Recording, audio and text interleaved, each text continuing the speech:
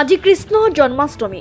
আজি ভাদ মাহৰ কৃষ্ণপক্ষৰ অষ্টমী তিথি। এই পবিত্ৰ দিনটোতে দুষ্টক দমনৰ লগতে পৃথিৱীবাসীক ৰক্ষা কৰি শুদ্ধ মাৰ্গ প্ৰদৰ্শনৰ অৰ্থে আবিৰ্ভাৱ হৈছিল জগতৰ প্ৰভু নাৰায়ণৰ। মাতৃ দৈৱকীৰ গৰ্ভত অৱস্থান কৰি যশোদাৰ উকা আচল পুৰাবলৈ এই দিনটোতে ধৰালৈ আগমন ঘটিছিল শিশু কৃষ্ণৰ।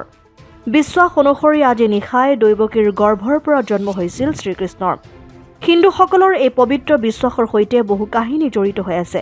ভাগৱতত উল্লেখ থকা অনুসৰি ভগৱান কৃষ্ণৰ জন্ম ভাদ মাহৰ কৃষ্ণপক্ষৰ ৰোহিণী নক্ষত্ৰৰ অষ্টমী তিথিত হৈছিল। ত্যাগৰ ঐতিহাসিক নৃসিংহ মহাপ্ৰভু খ্যাত মইনাপৰীয়া নামঘৰতো জন্মাষ্টমী আয়োজন কৰা হৈছে। পুৱাই নাম প্ৰসংগৰে আৰম্ভ হৈছে দিনজোৰা কাৰ্যসূচীৰ। দুপৰীয়া পুনৰ নাম প্ৰসংগৰ লগতে জন্মাষ্টমী উপলক্ষত সন্ধিয়ালৈ স্থানীয় মহিলাসকলৰ দ্বাৰা দিহানাম প্ৰদৰ্শনৰ দিহা কৰিছে।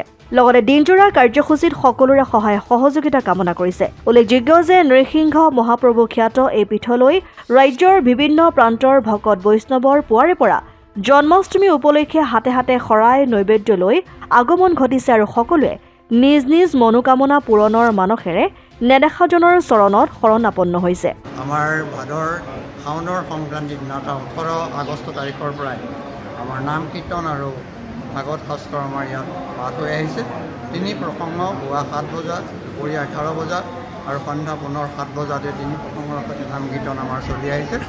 আৰু কালি আমাৰ মাধৱদেৱৰ তিথি উপলক্ষে বিভিন্ন প্ৰান্তৰ পৰা প্ৰায় 1000 অধিক ৰাইজ ইয়ালৈ আহিছে।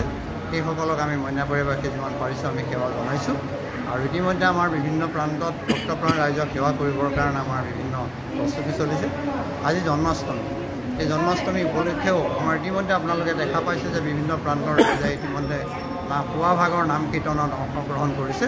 তেনেদৰে দুপৰীয়া হ'ব আৰু সন্ধ্যাৰ নাম কীৰ্তনৰ লগে লগে আমাৰ গাঁৱৰ যি আমাৰ মহিলাসকল তেখেতসকলে দিহানাম প্ৰদৰ্শন কৰিব। আমাৰ মুখ্য উদ্দেশ্য হৈ গ'ল যে বিভিন্ন প্ৰান্তৰ পৰা অহা যিসকল ভক্তপ্ৰাণ ৰাইজ তেখেতসকলক মইনাপৰীয়াবাসীয়ে সেৱা কৰি গৈ থাকিব। আৰু আমাৰ চৰকাৰৰ পৰা দিয়া কিছু অনুদানৰ সৈতে আমাৰ ইয়াত কিছুমান কাম চলি আছে। প্ৰায় 1.5 কোটি টকাৰ এটা অনুদান আমাৰ মুখ্যমন্ত্ৰী মহোদয়ৰ ফালৰ পৰা আহিছে। তাৰে ইতিমধ্যে আমি প্ৰথমতে কেইটামান কাম আৰম্ভ কৰিছোঁ। সেইখিনি কাম আমাৰ পৰ্যায়ক্ৰমে কৰিছোঁ। অসম আদিত্য টিয়ক NKS হুণ্ডাইলৈ স্বাগতম। নৰ্থ ইষ্টৰ প্ৰথম GDSI 2.0 ফিচাৰ্ছ ডিলাৰ হৈছে NKS হুণ্ডাই। অত্যাধুনিক সা সুবিধাৰে তৈয়াৰী মষ্ট আপডেটেড হুণ্ডাই ডিলাৰ এতিয়া ডিব্ৰুগড়ত। আমাৰ NKS হুণ্ডাই ডিলাৰত open sales consulted room, customer ৰুমৰ লগতে পুৰণি গাড়ীৰ এক্সচেঞ্জ ফেচিলিটিও ৰখা হৈছে। ইয়াত চেলছৰ লগতে ছাৰ্ভিচ ছেক্টৰৰ সুন্দৰ সুবিধা আছে। প্ৰয়োজনীয় সকলো এডভান্স টুলছ, হুইল বেলেন্সিং, এলাইনমেণ্টৰ অত্যাধুনিক machine, post hydraulic lift, fully ট্ৰেইনমেণ্ট পাৱাৰৰ লগতে nitrogen gas filling facility, fully automatic car washer ফেচিলিটিও আছে।